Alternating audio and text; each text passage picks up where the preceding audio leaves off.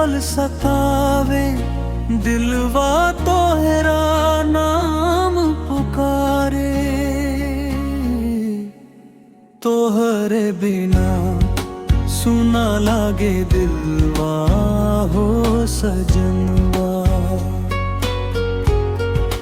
रात भर जागे अखियां मोर सजनवा।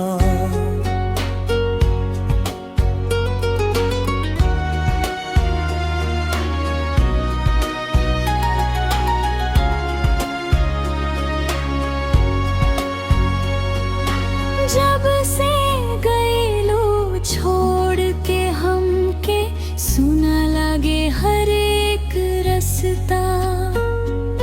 चांदनी रातों रोवे लागल, तू बिन अधूरा लागे बसता।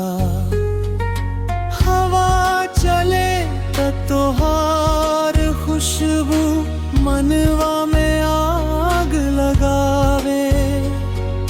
याद के झोंकावे जब जब नैन से नीर बहावे। तोहरे बिना सुना लागे दिलवा हो सजनवा।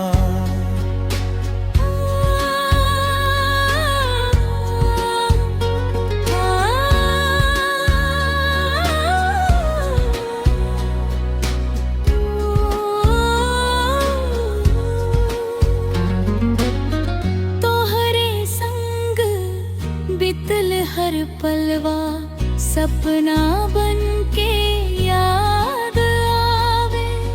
मीठ मीठ बतिया तोहर आजो कानन में गूंज जावे। ओठवा पर बस नाम तोहार, दिलवा में बस लू प्यारे। तोहरा बिना अब जीना लागे, दिन कटेला रो रो हारे। तोहरे बिना सुना लागे दिलवा हो सजनवा।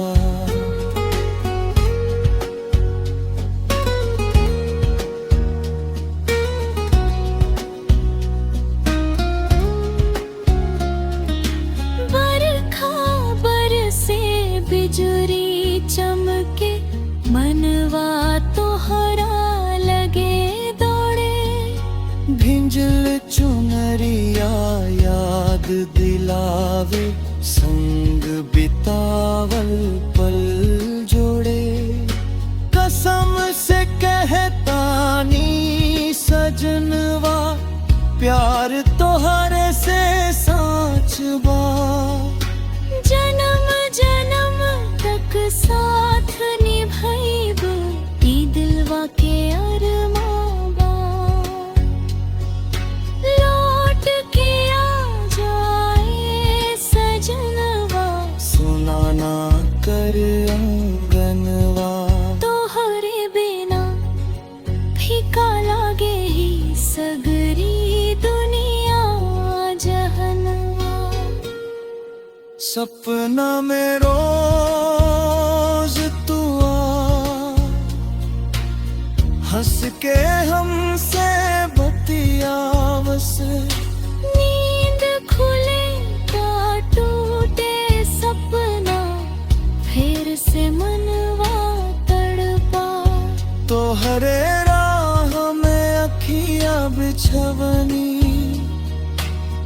कब तू घर आइब। दिल के सोना कोना कोना, प्यार से फेर सजाइब। तोहरे बिना सुना लागे दिलवा हो सजनवा। रात भर जागे आँखियां मोरे सजोबा। याद तोहार हर पल सतावे, दिलवा तोहरा नाम पुकार। रे